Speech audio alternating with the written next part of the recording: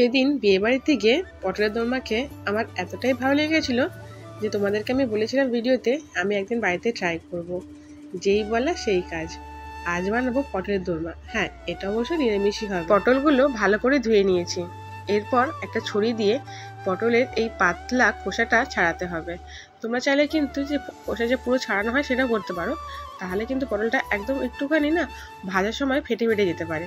তাই আমরা আর পুরোটা না ছাড়িয়ে এরকম আস্তে আস্তে এর উপরে যে পাতলা স্তরটা সেটা ছাড়িয়ে দেবো, তাহলে পটলটা মোটাও থাকবে আর ভেঙেও যাবে না ভাজার সময়। আর দেখো আমি এইভাবে প্রত্যেকটা পটল ছাড়িয়ে নেবো। এরকম করলে পটলটা মানে ভাঙবেও না আর চিমসাবেও না, পুরো গোটা গোটাই থাকবে। প্রত্যেকটা পটলে ভালো করে ছাড়িয়ে নিয়ে আমি আরও একবার ধুয়ে নিয়েছি। এবার পটলের যে দিকটা মোটা আমরা সেদিকটাই ছুরি দিয়ে কাটবো, কারণ তার ভিতর থেকে দানাগুলো বার করতে সুবিধা হবে। আমি কেটে ভালো করে এবার একটা ছুরি দিয়ে বার করার চেষ্টা করছি। এইভাবে আস্তে আস্তে বার করলে প্রত্যেকটা পটলের কিন্তু দানা বার করা কোনো কঠিন কাজ নয়, একদম সহজ।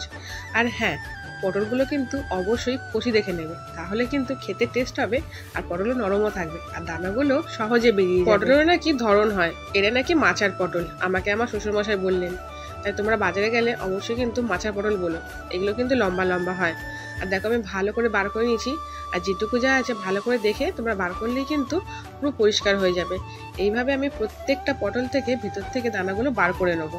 আর এগুলো কিন্তু একদম সহজ, আমার তো করতে বেশ ভালোই লাগছিল, একদম নতুনত্ব। তো আজকে আমি ট্রাই করবো পনির দিয়ে।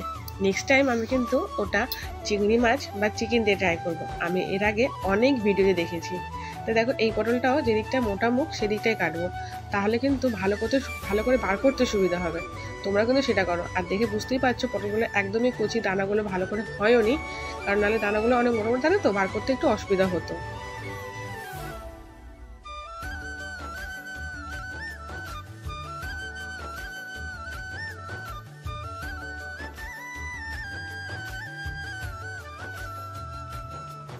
আর এদিকে দেখো আমি প্রত্যেকটা পটল থেকে সমস্ত দানাগুলো বার করে নিয়েছি। আর এটাকে কিন্তু আমি ধুয়ে নেবো আর একবার। এরপরে নুন হলুদ দিয়ে ভালো করে মাখিয়ে রেখে তারপরে আমি ভাজবো। পটলগুলো কিন্তু আগে থেকে ভাজলে সেটার কিন্তু একটু টেস্ট ভালো হয়, কারণ যদি তোমরা পুর ভরে ভাজো তাহলে পুরটা কিন্তু একটু শক্ত হয়ে যায়। বিশেষ করে পনির দিয়ে যদি করো তাহলে কিন্তু পনিরটা শক্ত হয়ে যাওয়ার চান্স বেশি, কারণ ভাজার সময় একবার পনির দিয়ে ভাজবে আবার তরকারির সময় ফোটাবে, তাহলে কিন্তু পনিরগুলো শক্ত হওয়ার চান্স থাকে। তাই আমাদের আগে থেকে কিন্তু পটলগুলো ভাজতে হবে। আর এখানে আমি পনির দিয়ে করছি। আমি সেদিনকে যেটা খেয়েছিলাম বিয়েবাড়িতে ওটা ছিল ছানার, যেহেতু ঘরে পনির অ্যাভেলেবেল তাই আমি পনির দিয়েই করছি। তোমাদের ঘরে যেটা অ্যাভেলেবেল তোমরা সেটা দিয়ে করবে। আর পনিরগুলোকে আমি ভালো করে গ্রেট করে নিয়েছি। এরপর এর মধ্যে সমস্ত মশলা দেবো। এর মধ্যে দিয়ে দেবো নুন, তারপরে একটু হলুদ গুঁড়ো, একটু জিরে গুঁড়ো, আর দেবো একটুখানি লঙ্কা গুঁড়ো, মানে লাল লঙ্কা গুঁড়ো। যদি তোমরা ঝাল খেয়ে থাকো তাহলে তোমরা ঝাল দিতেও পারো। আর এ দেবো একটুখানি অল্প শাহি গরম মশলা। হ্যাঁ, অবশ্যই কিন্তু চিনিটা অ্যাড করো, যেহেতু বাবা খাবে তাই চিনিটা আমরা অ্যাড করলাম না। চিনি দিলে কিন্তু খেতে খুব টেস্ট হয়, বিশেষ করে নিরামিষ রান্নায় চিনি দেওয়াটা একটু জরুরি। এটা ভালো করে হাত দিয়ে মাখিয়ে নেবে, তারপরে তোমরা কিন্তু মিক্সিতে দেবে। মিক্সিতে দেওয়ার সময় 2 টুকরো আদা আর 2-3টে কাঁচা লঙ্কা দিয়ে দিতে হবে, তাহলে কিন্তু একটু ঝালঝালও থাকবে। আর এটাকে ভালো করে পেস্ট করে নিতে হবে। লাস্ট ভিডিওতে তোমরা আমাকে এত ভালোবাসা দিয়েছো যে আমার খুব ভালো লাগছে। মানে আমি তো মাঝখানে ভাবছিলাম যে ভিডিও করাই ছেড়ে দেবো, বাট তোমরা এত ভালোবাসা দিয়েছো, সত্যি আমার ভিডিও করার মুডটা আবার ফিরে এসেছে। তো দেখো আমি কড়ার মধ্যে তেল দিয়ে দিলাম। আর তেল যদি একটুখানি গা বেয়ে পড়ে না, তাহলে কিন্তু কড়ার মধ্যে এটা গাটা পুড়ে যায়। তো তেলটা ভালো করে গরম হয়ে গেছে, এরপর আমি যে মশলাটা করেছিলাম সেটা দিয়ে দেবো। হ্যাঁ, এবার যদি তোমরা বলো যে কেন ভাজছো মশলাটা, যেহেতু আমরা আদা দিয়েছিলাম সেজন্য ভাজতে হবে, নাহলে না আদাটা কাঁচা কাঁচা গন্ধ বেরোবে। এরপর অন্য একটা কড়াইতে সর্ষের তেল দেবো। সর্ষের তেল দিয়ে আমরা কিন্তু পটলটা ভাজবো। যেহেতু বাঙালি রান্না তাই সর্ষের তেলটা ইউজ করা খুব ভালো, এতে ঝাঁঝও ভালো হয় আর পটল ভাজাগুলোও কিন্তু টেস্টি হয়। যদি তোমরা সাদা তেলে ভাজো কোনো অসুবিধা নেই, আর সর্ষের তেলে ভাজলে কিন্তু পটল টেস্টটাও ভালো হয় আর গন্ধটাও খুব সুন্দর থাকে। তো তেলটা গরম হয়ে গেলে আমরা প্রত্যেকটা পটল দিয়ে দেবো। হ্যাঁ, সবগুলো পটল কিন্তু একসঙ্গে ভাজবো না, আমরা 4 থেকে 5টা করে পটল ভাজবো, তাহলে পটলগুলো ভালো করে ভাজাও হবে আর ভাঙবেও না। আমি পটলগুলোকে ভালো করে নেড়ে ছেড়ে ভেজে নেবো। হ্যাঁ, গ্যাসটা কিন্তু একদম নরম করে ভাজবে না, মানে কম করে, তাহলে কিন্তু পটলগুলো নরম হয়ে যাবে। আর একটুখানি হালকা মিডিয়াম রেখে ভাজবে। তো আমার মোটামুটি ভাজা হয়ে গেছে, এবার পুরগুলো ভরে নেবো। দেখো আমার তখন কিন্তু ভিডিওগুলো করা হয়নি, যেহেতু ননিকে খাওয়াচ্ছিলাম, দুপুর হয়ে গেছিলো, তাই মা এখানে পুরটা ভরে দিচ্ছে। আর হ্যাঁ, পুরে কিন্তু অবশ্যই এখানে তোমরা কিশমিশ দেবে, তাহলে কিন্তু খুব ভালো লাগবে খেতে। কিশমিশ আর কাজু ছোটো ছোটো কুচু কুচু করে দেবে। তোমাদের সেটা আমি দেখাতে পারলাম না, ক্লিপটা আমার নেওয়া হয়নি। দেখো ছোটো ছোটো কালো কালো দেখা যাচ্ছে, এগুলো কিন্তু কিশমিশ ছিল। আর হ্যাঁ, তোমরা পুরগুলো কিন্তু একদম মুখ পর্যন্ত ভরবে না, একটু জায়গা ফাঁকা রাখবে, নাহলে কিন্তু পুরগুলো বেরিয়ে আসতে পারে।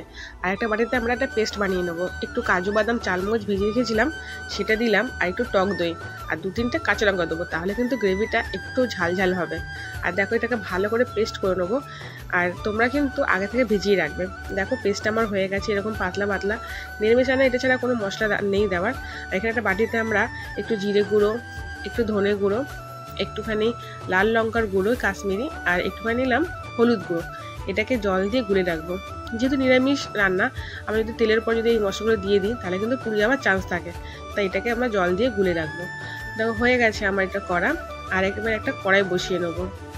যেই কড়াইতে পটল ভেজেছিলাম, সেই কড়াইতে কিন্তু কালো তেলগুলো ফেলে এখানে কিন্তু আবার তেল দিয়ে দিয়েছি। হ্যাঁ, পটল ভাজলে তেলে কিন্তু একটু কালো কালো হয়ে যায়।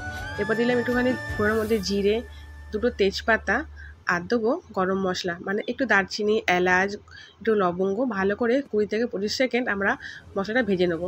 এরপর আমরা যে করেছিলাম পেস্টটা মানে কি, ওই যে মানে মশলার জলটা, ওটা কিন্তু এবার দিয়ে দেবো, তাহলে কিন্তু মশলাটা পুড়বে না। বলেছিলাম না জল দেওয়ার থাকলে মশলাটা পুড়বে না। দেখো এটাই দিয়ে দিলাম। এবার এটাকে ভালো করে নাড়তে হবে। মশলাটা যতক্ষণ না তেল ছাড়ছে, আমরা কিন্তু ওই পেস্টটা দিতে পারবো না। এবার তেলটা ছেড়ে দিয়েছি, এবার আমরা যে পেস্টটা করেছিলাম এটা দিয়ে দেবো। এটা দিয়ে ভালো করে কিন্তু নাড়তে হবে। যেহেতু কাজু বাদাম আছে, তাই কিন্তু নাড়তেই হবে, নাহলে কিন্তু নিচে ধরে দেওয়ার চান্স থাকবে। দেখো ভালো করে নাড়ছি। আর এটা না একটু ঘন হয়ে গেছে, তাই একটু আমরা জল দিয়ে দেবো। জল দিয়ে আস্তে আস্তে নাড়তে থাকবো। আর তো কোনো মশলাই নেই, ব্যাস হয়ে গেল। একদম ইজি রান্না। হ্যাঁ, একটু খাটনি, বাট একদম ইজি। নিরামিষ না তো, কোনো ঝামেলা নেই, কোনো মশলা নেই, কিছু নেই। এখানে কিন্তু আমরা অন্য কোনো মশলা কিছুই দেবো না, শুধুমাত্র এই যে পেস্টটা আর ওই যে মশলার জলটা, ব্যাস ওটা দিয়ে কিন্তু নাড়তে হবে। আর যখন ফুটে যাবে, যখন অল্প অল্প তেল ছাড়বে, তারপরে কিন্তু পটলগুলো আমরা দেবো। হ্যাঁ, একটু নুন দিয়ে দিলাম, আর তো সব মশলা দেওয়াই ছিল। ভালো করে নুন দিয়ে কিন্তু এবার আমরা ভালো করে নাড়বো। নাড়তে মানে কি, যাতে ধরে না যায়। দেখো আমার তেল আস্তে আস্তে ছেড়ে দিয়েছে। এবার কিন্তু আমি অল্প অল্প করে পটলগুলোও দিয়ে দেবো। আর তোমাদের দেখাই, দাঁড়াও আমার পটলগুলো কেমন ভাজা হয়েছে। তখন তো দেখাতে পারিনি যে পটলগুলো কেমন করে ভেজেছিলাম। দেখো পটলগুলো আমরা এইভাবে ভেজেছিলাম। আমার পটলটা কিন্তু একটাও ভাঙেনি বা ছোটোও হয়নি। দেখো সব কিন্তু ঠিকঠাকই আছে। এবার আমার তেলটা ছেড়ে দিয়েছে। এবার আমি আস্তে আস্তে পটলগুলো দিয়ে দেবো। হ্যাঁ, একদম কিন্তু আলতোভাবে দেবে, যাতে পটলগুলো ভেঙে না যায়। তো সমস্ত পটল আমি এক এক করে দিয়ে দেবো। আমি মোটামুটি 9টা কি 10টা মতন করেছিলাম। তো দেখো আস্তে আস্তে আমি দিয়ে দিচ্ছি। এতে কিন্তু টেস্টটাও ভালো হয়। তো আমার তো ভীষণ ভালো লাগে। তোমাদের কেমন লাগছে অবশ্যই কিন্তু কমেন্ট করে জানিও। আর যদি এত করে আমার ভিডিও দেখে থাকো, আর পারলে একটা লাইক করে দিয়েছো, তাতে আমার কিন্তু খুব ভালো লাগবে। আর তোমাদের সবার কমেন্ট কিন্তু আমি পড়িয়ে রিপ্লাইও দিই। আর দেখো আমি দিয়ে অল্প অল্প করে নেড়ে নিচ্ছি, মানে যাতে এই পিঠটা উল্টে দিই, যাতে এই পিঠটাও কিন্তু মশলা করে লেগে যায়। আর হ্যাঁ, একদম সাবধানে নাড়বে, যাতে ভাঙে না কিন্তু। হ্যাঁ, কিন্তু পটল তো একদম আস্তে আস্তে করে ওটা আমি নাড়িয়ে কিন্তু মাখিয়ে নেবো মশলাটা। এদিকে দেখো আমার পটলগুলো কিন্তু ফুটতে শুরু করে দিয়েছে। আমি কিন্তু একদম কম করে ঢাকা দিয়েছিলাম, তাতে কিন্তু পটলটা সেদ্ধও হয়ে যাবে, আর সমস্ত মানে মশলাগুলো ভেতরে ঢুকেও যাবে। এরপর দেখো আমার তেল ছেড়ে দিয়েছে, কালারটা চেঞ্জও হয়ে গেছে। এরপর দুপুর থেকে আমি একটুখানি গরম মশলা ছড়িয়ে দিলাম। এটা কিন্তু তোমার দেবে, তাতে কিন্তু টেস্টটা ভালো হবে। আর দেবো অল্প একটুখানি ঘি। নিরামিষ রান্নায় ঘি দিতে কিন্তু দিলে কিন্তু খুব সুন্দর টেস্ট হয়। আমি কিন্তু এখানে ঘি দিয়ে দিচ্ছি। আর হ্যাঁ, ঘি দেওয়ার পরে এখন কিন্তু একদম অল্প মানে আস্তে আস্তে করে নাড়াতে হবে। যেহেতু এখন রান্নাটা হয়ে গেছে, বড় নরমও হয়ে গেছে, তাই আমরা আস্তে আস্তে নাড়াবো, যাতে ভেঙে না যায়। প্রত্যেকটা পটল একটা একটা করে উল্টাবো। একদম গায়ের জোরে উল্টালে কিন্তু সব ভেঙে তুমড়ে একদম চচ্চড়ি হয়ে যাবে। দেখো মোটামুটি আমার রান্না কমপ্লিট। তোমাদের কেমন লাগলো পুরো রেসিপিটা জানিও। আমি কিন্তু ট্রাই করার চেষ্টা করলাম, আমি এর আগে কখনো করিনি। আমার তো ভীষণ ভালো লাগছে। আর টেস্টটাও গন্ধটাও খুব সুন্দর বেরোচ্ছে, তাই মনে হচ্ছে টেস্টটাও খুব ভালো হবে। তো আমার রান্না অলমোস্ট ডান। তোমাদের কেমন লাগে জানিও। দেখো এটা হচ্ছে লুক। আমি তাড়াহুড়ো করে ভালো করে গার্নিশ করতেই পারিনি, যে সেটা বলে মনে ঢেলে নিয়েছি। তো ডিনটাও খেয়ে ভালো বললো, আমাকে রাগাচ্ছিল যে মোটামুটি হয়েছে। তো আমি তো দেখো এই হচ্ছে আমার পুরো পটলের দোরমা। তো চলো আজকে মতো এখানে টাটা, দেখা হচ্ছে নেক্সট ব্লগে। Bye, take care.